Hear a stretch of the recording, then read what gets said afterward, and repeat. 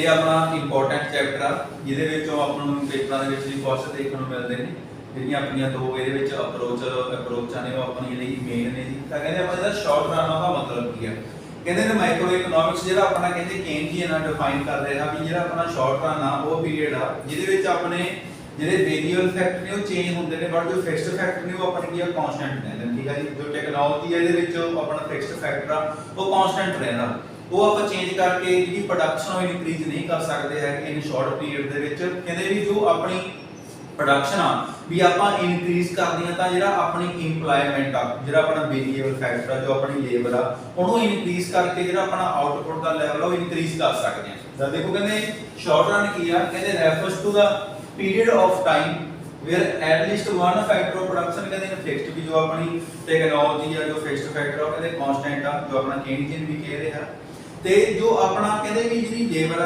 ਪਹਿਲਾਂ ਵੀ ਗੱਲ ਕੀਤੀ ਵੀ ਲੇਬਰ ਇਨਕਰੀਜ਼ ਕਰਕੇ ਆਊਟਪੁੱਟ ਆਪਾਂ ਇਨਕਰੀਜ਼ ਕਰ ਸਕਦੇ ਆ। ਕਹਿੰਦੇ ਜੇ ਆਪਾਂ ਡਬਲ ਕਰ ਦਈਏ ਜਿਹੜੀ ਆਪਣੀ ਇੰਪਲੋਇਮੈਂਟ ਆ ਤਾਂ ਆਪਣੀ ਜਿਹੜੀ ਆਊਟਪੁੱਟ ਵੀ ਕਹਿੰਦੇ ਕੀ ਆ ਡਬਲ ਹੋ ਸਕਦੀ ਹੈ, ਮਤਲਬ ਇਨਕਰੀਜ਼ ਹੋ ਜੂਗੀ ਜੇ ਆਪਾਂ ਲੇਬਰ ਨੂੰ ਇਨਕਰੀਜ਼ ਕਰਾਂਗੇ।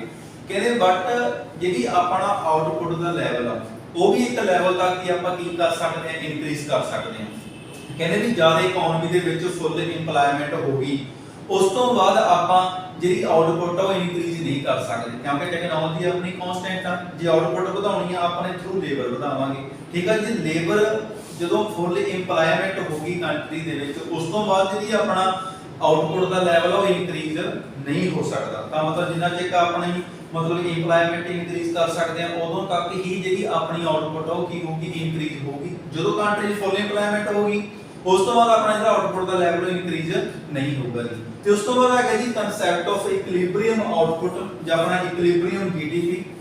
ਕਹਿੰਦੇ ਆਪਣਾ ਇਕੁਇਲਿਬਰੀਅਮ ਆਊਟਪੁੱਟ ਉਦੋਂ ਬਣਦਾ ਜਦੋਂ ਜਿਹੜੀ ਆਪਣੀ ਐਗਰੀਗੇਟ ਡਿਮਾਂਡ ਆ ਤੇ ਜਿਹੜੀ ਐਗਰੀਗੇਟ ਸਪਲਾਈ ਆ ਇੱਕ ਦੂਜੇ ਦੇ ਕੀ ਹੁੰਦੇ ਨੇ ਜੀ ਇਕੁਅਲ ਹੁੰਦੇ ਨੇ। ਜਦੋਂ ਆਪਣੀ ਐਗਰੀਗੇਟ ਜਿਹੜੀ ਸਪਲਾਈ ਆ ਇਕੁਅਲ ਆਪਣੀ ਐਗਰੀਗੇਟ ਡਿਮਾਂਡ ਦੇ। ਤਾਂ ਕਹਿੰਦੇ ਹੁਣ ਐਗਰੀਗੇਟ ਸਪਲਾਈ ਆਪਾਂ ਨੇ ਜਿਹੜਾ 7th ਚੈਪਟਰ ਜੋ ਕਰਿਆ ਉਹਦੀਆਂ ਵੀ ਆਪਣੀਆਂ ਵੀਡੀਓਜ਼ ਬਣੀਆਂ ਹੋਈਆਂ ਤੁਸੀਂ ਦੇਖ ਸਕਦੇ ਹੋ ਜੋ ਜਿਹੜੇ ਆਪਣਾ 7ਵਾਂ ਚੈਪਟਰ ਹੈ। ਤਾਂ ਕਹਿੰਦੇ ਆਪਣਾ ਐਗਰੀਗੇਟ ਸਪਲਾਈ ਕੀ ਆ ਵੀ ਜੋ ਪ੍ਰੋਡਿਊਸਰਾਂ ਦੁਆਰਾ ਇੱਕ ਡਿਊਰਿੰਗ ਦਾ ਅਕਾਊਂਟਿੰਗ ਈਅਰ ਦੇ ਵਿੱਚ ਜਿਹੜੀ ਪ੍ਰੋਡਕਸ਼ਨ ਆ ਪਲਾਨ ਕਰੀ ਗਈ ਆ ਉਹਨੂੰ ਆਪਾਂ ਕੀ ਕਹਿੰਦੇ ਆ ਐਗਰੀਗੇਟ ਸਪਲਾਈ ਕਹਿੰਦੇ ਆ। ਠੀਕ ਹੈ ਜੀ, ਐਗਰੀਗੇਟ ਕਹਿੰਦੇ ਸਪਲਾਈ ਕੀ ਆ ਇੱਕ ਡਿਜ਼ਾਇਰਡ ਆਪਣਾ ਡਿਜ਼ਾਇਰਡ ਲੈਵਲ ਆ ਆਊਟਪੁੱਟ ਦਾ ਇਕਨੋਮੀ ਦੇ ਵਿੱਚ ਜੋ ਪ੍ਰੋਡਿਊਸਰਾਂ ਦੁਆਰਾ ਕੀ ਆ ਪਲਾਨ ਕੀਤਾ ਗਿਆ। ਠੀਕ ਹੈ ਜੀ, ਉਸ ਤੋਂ ਬਾਅਦ ਆ ਗਈ ਐਗਰੀਗੇਟ ਡਿਮਾਂਡ ਕੀ ਆ ਜਿੰਨੀਆਂ ਵੀ ਕੰਟਰੀ ਦੇ ਵਿੱਚ ਗੁੱਡਸ ਐਂਡ ਸਰਵਿਸ ਪ੍ਰੋਡਿਊਸ ਹੋਈਆਂ ਨੇ ਉਹਨਾਂ ਦੀ ਦੇ ਲੋਕ ਨੇ ਉਹਨਾਂ ਦੁਆਰਾ ਮਤਲਬ ਜਿਹੜੀ ਲੋਕਾਂ ਦੁਆਰਾ ਜਿਹੜੀ ਆਪਣੀ ਪਲਾਨ ਕੀਤੀ ਗਈ ਆ ਆਪਣੀ aggregate demand according to different level of income ਉਹਦਾ ਜਿਹੜਾ ਟੋਟਲ ਨੂੰ ਆਪਾਂ ਕੀ ਕਹਾਂਗੇ ਐਗਰੀਗੇਟ ਡਿਮਾਂਡ ਕਹਾਂਗੇ। ਠੀਕ ਹੈ, ਜੋ ਆਪਣਾ ਪਲਾਨਡ ਐਗਰੀਗੇਟ ਸਪਲਾਈ ਆ ਜੋ ਆਪਣੀ ਜਿਹੜੀ ਪਲਾਨਡ ਐਗਰੀਗੇਟ ਡਿਮਾਂਡ ਆ ਉਹਦੇ ਜਿਹੜੇ ਆਪਣਾ ਅੱਗੇ ਆਪਾਂ ਸ਼ਬਦ ਇਹ ਯੂਜ਼ ਕਰਦੇ ਆ ਜੀ ਐਕਸ ਐਂਟੀ।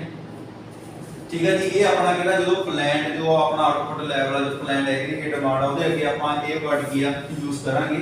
ਕਹਿੰਦੇ ਹੁਣ ਜੋ ਕੰਟਰੀ ਦੇ ਵਿੱਚ ਐਗਰੀਗੇਟ ਸਪਲਾਈ ਹੈ ਇਕੁਅਲ ਹੋਊਗੀ ਐਗਰੀਗੇਟ ਡਿਮਾਂਡ ਦੇ ਤਾਂ ਇਸ ਕੇਸ ਦੇ ਵਿੱਚ ਕਹਿੰਦੇ ਨਾ ਤਾਂ ਆਪਾਂ ਨੂੰ ਇਹ ਕੋਈ ਪ੍ਰੋਬਲਮ ਆਊਗੀ ਵੀ ਆਪਣਾ ਜਿਹੜਾ ਸਟਾਕ ਉਹ ਅਨਸੋਲਡ ਹੋਊਗਾ ਵੀ ਨਾ ਇਹ ਪ੍ਰੋਬਲਮ ਆਊਗੀ ਵੀ ਆਪਾਂ ਦੀ ਡਿਮਾਂਡ ਆ ਉਹ ਕਵਰ ਅਪ ਨਹੀਂ ਹੋਣੀ ਹੈਗੀ। ਹਾਂਜੀ, ਹੁਣ ਕਰਾਂਗੇ ਜੀ ਆਪਾਂ ਡਿਟਰਮੀਨੇਸ਼ਨ ਆਫ ਇਕੁਇਲਿਬਰੀਅਮ ਆਊਟਪੁੱਟ। ਇਹਦੇ ਵਿੱਚ ਆਪਾਂ ਨੇ ਦੋ ਅਪਰੋਚਾਂ ਕਰਨੀਆਂ ਨੇ ਜੀ। ਇੱਕ ਤਾਂ ਹੈਗੀ aggregate supply equal to aggregate demand, ਇੱਕ ਆਪਣੀ ਹੈਗੀ ਹੈ ਸੇਵਿੰਗ ਇਕੁਅਲ ਟੂ ਆਪਣੀ ਇਨਵੈਸਟਮੈਂਟ। ਤਾਂ ਪਹਿਲਾਂ ਆਪਾਂ ਜੋ ਅੱਜ ਕਰਾਂਗੇ aggregate supply equal to aggregate demand ਕਰਾਂਗੇ। ਤਾਂ ਪਹਿਲਾਂ ਹੈ ਜੀ ਐਗਰੀਗੇਟ ਸਪਲਾਈ, ਇਹਦਾ ਆਪਾਂ ਨੇ ਪਹਿਲਾਂ ਵੀ ਮੀਨਿੰਗ ਕੀਤਾ ਵੀ ਜੋ ਇੱਕ ਡਿਊਰਿੰਗ ਦਾ ਅਕਾਊਂਟਿੰਗ ਈਅਰ ਦੇ ਵਿੱਚ ਜੋ ਪ੍ਰੋਡਿਊਸਰਾਂ ਦੁਆਰਾ ਜੋ ਜਿਹੜੀ ਆਪਣੀ ਐਗਰੀਗੇਟ ਪ੍ਰੋਡਕਸ਼ਨ ਆ ਪਲਾਨ ਕਰੀ ਗਈ ਆ। ਠੀਕ ਹੈ ਜੀ, ਉਹਨੂੰ ਆਪਾਂ ਐਗਰੀਗੇਟ ਸਪਲਾਈ ਕਹਿੰਦੇ ਆ। ਤਾਂ ਦੇਖੋ ਕਹਿੰਦੇ ਜਿਹੜਾ ਆਪਣਾ ਵਾਈ ਤੇ ਇਨਕਮ ਤੇ ਜਿਹੜੀ ਐਗਰੀਗੇਟ ਸਪਲਾਈ ਹੈ ਇੱਕ ਦੂਜੇ ਦੇ ਆਇਡੈਂਟੀਕਲ ਨੇ। ਠੀਕ ਹੈ ਜੀ, ਆਪਾਂ ਨੇ ਪ੍ਰੀਵੀਅਸ ਚੈਪਟਰ ਦੇ ਵਿੱਚ ਵੀ ਕਰਿਆ ਸੀ ਵੀ ਆਇਡੈਂਟੀਕਲ ਕਿਉਂ ਨੇ ਕਿਉਂਕਿ ਜੇ ਐਗਰੀਗੇਟ ਸਪਲਾਈ ਹੈ ਤਾਂ ਮਤਲਬ ਪ੍ਰੋਡਕਸ਼ਨ ਕਰਾਂਗੇ ਆਪਾਂ ਕੰਟਰੀ ਦੇ ਵਿੱਚ ਤੇ ਪ੍ਰੋਡਕਸ਼ਨ ਹੋਊ ਤਾਂ ਵੈਲਿਊ ਐਡੀਸ਼ਨ ਹੋਊਗੀ ਤਾਂ ਉਹਦੇ ਨਾਲ ਕੀ ਇਨਕਮ ਜਨਰੇਟ ਹੋਊਗੀ ਜਿਸ ਦੇ ਕਾਰਨ ਜਿਹੜਾ ਆਪਣਾ ਵਾਈ ਹੈ ਤੇ ਐਗਰੀਗੇਟ ਸਪਲਾਈ ਨੂੰ ਆਪਾਂ ਕੀ ਕਹਿੰਦੇ ਆ ਆਇਡੈਂਟੀਕਲ ਕਹਿੰਦੇ ਆ। ਠੀਕ ਹੈ ਜੀ, ਇੱਧਰ ਆਪਣੀ ਆ ਗਈ ਇਨਕਮ, ਇੱਧਰ ਆ ਗਈ ਐਗਰੀਗੇਟ ਸਪਲਾਈ। ਜਿੰਨੀ ਆਪਣੀ ਇਨਕਮ ਆਪਣੀ ਐਗਰੀਗੇਟ ਸਪਲਾਈ ਹੈ ਕਿਉਂਕਿ ਦੋਨੋਂ ਨੂੰ ਆਪਾਂ ਕੀ ਕਹਿ ਰਹੇ ਹਾਂ ਤੇ ਆਇਡੈਂਟੀਕਲ ਕਹਿ ਰਹੇ ਹਾਂ ਵੀ ਜੋ ਐਗਰੀਗੇਟ ਡਿਮਾਂਡ ਜੇ ਇਨਕਰੀਜ਼ ਹੋਊਗੀ ਤਾਂ ਆਪਾਂ ਐਗਰੀਗੇਟ ਸਪਲਾਈ ਇਨਕਰੀਜ਼ ਕਰ ਸਕਦੇ ਹਾਂ ਥਰੂ ਇੰਪਲੋਇਮੈਂਟ ਤੇ ਆਊਟਪੁੱਟ ਦਾ ਲੈਵਲ ਉਦੋਂ ਤੱਕ ਹੀ ਆਪਾਂ ਇਨਕਰੀਜ਼ ਕਰ ਸਕਦੇ ਹਾਂ ਜਿੰਨਾ ਚਿਰ ਫੁੱਲ ਇੰਪਲੋਇਮੈਂਟ ਨਹੀਂ ਹੋ ਜਾਂਦੀ। ਜਦੋਂ ਫੁੱਲ ਇੰਪਲੋਇਮੈਂਟ ਹੋਊਗੀ ਉਸ ਤੋਂ ਬਾਅਦ ਜਿਹੜਾ ਆਊਟਪੁੱਟ ਦਾ ਲੈਵਲ ਆਪਣਾ ਇਨਕਰੀਜ਼ ਨਹੀਂ ਹੋਊਗਾ ਕਿਉਂਕਿ ਜੋ ਆਪਣੀ ਟੈਕਨੋਲੋਜੀ ਹੈ ਜੋ ਫਿਕਸਡ ਫੈਕਟਰ ਨੇ ਉਹ ਆਪਣੇ ਕੀ ਨੇ ਜੀ ਕਾਂਸਟੈਂਟ ਨੇ। ਤੇ ਇਸ ਕੇਸ ਦੇ ਵਿੱਚ ਜਿਹੜਾ ਆਪਣਾ ਪ੍ਰਾਈਸ ਆ ਉਹ ਚੇਂਜ ਨਹੀਂ ਹੋ ਰਿਹਾ ਜੀ। ਤੇ ਉਸ ਤੋਂ ਬਾਅਦ ਆ ਗਈ ਜੀ ਐਗਰੀਗੇਟ ਡਿਮਾਂਡ। ਐਗਰੀਗੇਟ ਡਿਮਾਂਡ ਕੀ ਆ ਵੀ ਜੋ ਜਿੰਨੀਆਂ ਵੀ ਗੁੱਡਸ ਐਂਡ ਸਰਵਿਸ ਪ੍ਰੋਡਿਊਸ ਹੋਈਆਂ ਨੇ ਕੰਟਰੀ ਦੇ ਵਿੱਚ ਉਹਨਾਂ ਦੀ ਲੋਕਾਂ ਦੁਆਰਾ ਕਿੰਨੀ ਆਪਣੀ ਜਿਹੜੀ ਐਗਰੀਗੇਟ ਜੇ ਮਤਲਬ ਜੀ ਡਿਮਾਂਡ ਉਹ ਕਰੀ ਜਾਊਗੀ, ਉਹਦੇ ਟੋਟਲ ਨੂੰ ਆਪਾਂ ਕੀ ਕਹਿਣਾ ਤਾਂ ਕਹਿੰਦੇ ਆ ਜੀ ਐਗਰੀਗੇਟ ਡਿਮਾਂਡ ਕਹਿੰਦੇ ਆ। ਕਹਿੰਦੇ ਹੁਣ ਇਹਦੇ ਆਪਣਾ ਐਗਰੀਗੇਟ ਡਿਮਾਂਡ ਦੇ ਦੋ ਕੰਪੋਨੈਂਟ ਨੇ ਸੀ ਐਂਡ ਆਈ, ਕੰਜ਼ੰਪਸ਼ਨ ਐਕਸਪੈਂਡੀਚਰ ਤੇ ਇਨਵੈਸਟਮੈਂਟ ਐਕਸਪੈਂਡੀਚਰ। ਤਾਂ ਹੁਣ ਪਹਿਲਾਂ ਆ ਗਈ ਆਪਣਾ ਇਨਵੈਸਟਮੈਂਟ, ਠੀਕ ਹੈ ਜੀ, ਵੀ ਇਨਵੈਸਟਮੈਂਟ ਆਪਣੀ ਸੇਮ ਆ ਉਹ ਚੇਂਜ ਨਹੀਂ ਹੋਗੀ, ਜਿਹਨੂੰ ਆਪਾਂ ਕੀ ਕਹਿੰਦੇ ਜੀ ਆਟੋਨੋਮਸ।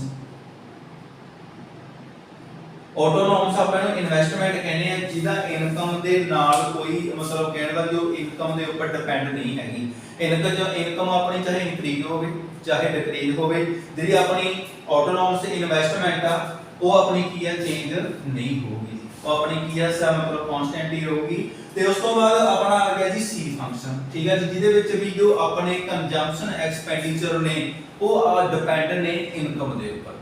ਜੇ ਆਪਣੀ ਇਨਕਮ ਇਨਕਰੀਜ਼ ਹੋਊਗੀ ਤਾਂ ਆਪਣੇ ਜਿਹੜੇ ਕੰਜ਼ੰਪਸ਼ਨ ਐਕਸਪੈਂਡੀਚਰ ਨੇ ਉਹ ਵੀ ਇਨਕਰੀਜ਼ ਹੋਣਗੇ। ਜੇ ਐਗਰੀਗੇਟ ਆਪਣੀ ਜਿਹੜੀ ਮਤਲਬ ਇਨਕਮ ਆ ਉਹ ਡਿਕਰੀਜ਼ ਹੁੰਦੀ ਆ, ਜਿਹੜੇ ਆਪਣੇ ਕੰਜ਼ੰਪਸ਼ਨ ਐਕਸਪੈਂਡੀਚਰ ਡਿਕਰੀਜ਼ ਹੋਣਗੇ। ਉਹਨਾਂ ਦੇ ਵਿੱਚ ਕੀ ਆ ਪੋਜ਼ਿਟਿਵ ਰਿਲੇਸ਼ਨ ਆ, ਬਟ ਇਨਵੈਸਟਮੈਂਟ ਇਨਕਮ ਦੇ ਉੱਪਰ ਡਿਪੈਂਡ ਨਹੀਂ ਹੈਗੀ। ਤੇ ਆਪਣੇ ਜਿਹੜੇ ਕੰਜ਼ੰਪਸ਼ਨ ਐਕਸਪੈਂਡੀਚਰ ਨੇ ਉਹ ਇਨਕਮ ਦੇ ਉੱਪਰ ਕੀ ਨੇ ਡਿਪੈਂਡ ਹੈਗੇ ਨੇ। ਜੇ ਇਨਕਮ ਦੇ ਵਿੱਚ ਚੇਂਜ ਆਊਗਾ ਤਾਂ ਕੰਜ਼ੰਪਸ਼ਨ ਐਕਸਪੈਂਡੀਚਰ ਦੇ ਵਿੱਚ ਵੀ ਆਪਣਾ ਕੀ ਆਊਗਾ ਜੀ ਚੇਂਜ ਆਊਗਾ। ਤੇ ਇਧਰ ਆਪਣੀ ਇਨਕਮ ਆ, ਇਧਰ ਆਪਣੇ ਜੀ ਕੰਜ਼ੰਪਸ਼ਨ ਐਕਸਪੈਂਡੀਚਰ ਹੋ ਗਏ, ਇੱਥੇ ਆ ਕੇ ਸੇਮ ਨੇ ਜਿੰਨੀ ਆਪਣੀ ਇਨਕਮ ਆ ਉਨੀ ਆਪਣੀ ਕੀ ਨੇ ਕੰਜ਼ੰਪਸ਼ਨ ਐਕਸਪੈਂਡੀਚਰ ਨੇ। ਜਦੋਂ ਇਨਕਮ ਜ਼ੀਰੋ ਹੁੰਦੀ ਆ ਉਸ ਟਾਈਮ ਜੋ ਆਪਾਂ ਖਰਚ ਕਰਦੇ ਆ ਜੀ, ਜਦੋਂ ਆਪਣਾ ਖਰਚ ਕਰਨ ਨੂੰ ਰੈਡੀ ਹੈਗਾ, ਖਰਚ ਕਰਨਾ ਆਪਾਂ ਨੇ ਜਿਹੜਾ ਆਪਣਾ ਮਿਨੀਮਮ ਲੈਵਲ ਆਫ ਕੰਜ਼ੰਪਸ਼ਨ ਹੁੰਦਾ ਜਿਹਨੂੰ ਆਪਾਂ ਕੀ ਕਹਿੰਦੇ ਆ ਜੀ ਆਟੋਨੋਮਸ ਕੰਜ਼ੰਪਸ਼ਨ ਕਹਿੰਦੇ ਆ। ਤੇ C plus I ਦੋਨਾਂ ਨੂੰ ਮਿਲਾ ਕੇ ਕੀ ਬਣੂਗਾ ਜੀ ਆਪਣਾ ਐਗਰੀਗੇਟ ਡਿਮਾਂਡ ਬਣੂਗਾ। ਤੇ ਉਸ ਤੋਂ ਬਾਅਦ ਇਹ ਆਪਣਾ C plus I ਦੋਨਾਂ ਨੂੰ ਮਿਲਾ ਕੇ ਐਗਰੀਗੇਟ ਡਿਮਾਂਡ ਆ, ਉਹਦਾ ਆਪਣਾ ਜੋ ਕੰਬੀਨੇਸ਼ਨ ਕਰਕੇ ਆਪਣੀ ਆਹ ਡਾਇਗਰਾਮ ਬਣੂਗੀ। ਇਧਰ ਇਨਕਮ ਆ ਗਈ C and I, C plus I ਦੋਨਾਂ ਨੂੰ ਮਿਲਾ ਕੇ ਆਪਣਾ ਕੀ ਬਣੂਗਾ ਜੀ ਐਗਰੀਗੇਟ ਡਿਮਾਂਡ ਬਣੂਗਾ। ਤਾਂ ਹੁਣ ਇਸ ਦੇ ਵਿੱਚ ਕਹਿੰਦੇ ਵੀ ਜਦੋਂ ਆਪਣੀ ਇਨਕਮ ਆ, ਜਿਹਨੂੰ ਆਪਾਂ ਇਨਕਮ ਨੂੰ ਆਇਡੈਂਟੀਕਲ ਕਹਿੰਦੇ ਆ ਐਗਰੀਗੇਟ ਸਪਲਾਈ ਦੇ ਵੀ ਆਪਣੀ 100 ਆ ਤੇ ਜਿਹਦੀ ਆਪਣੀ ਐਗਰੀਗੇਟ ਡਿਮਾਂਡ ਹੋਵੇ ਵੀ 100 ਆ। ਤੇ ਇੱਥੇ ਆਪਣਾ ਕੀ ਹੈ ਜੀ ਇਕੁਇਲਿਬਰੀਅਮ ਬਣ ਰਿਹਾ, ਜੋ ਆਪਣੀ ਇਨਵੈਸਟਮੈਂਟ ਆ ਉਹ ਆਪਣੀ ਸੇਮ ਆ ਕਿਉਂਕਿ ਇਨਕਮ ਦੇ ਉੱਪਰ ਡਿਪੈਂਡ ਨਹੀਂ ਹੈਗੀ। ਜੋ ਆਪਣੇ ਕੰਜ਼ੰਪਸ਼ਨ ਐਕਸਪੈਂਡੀਚਰ ਨੇ ਉਹ ਇਨਕਮ ਦੇ ਉੱਪਰ ਡਿਪੈਂਡ ਨੇ।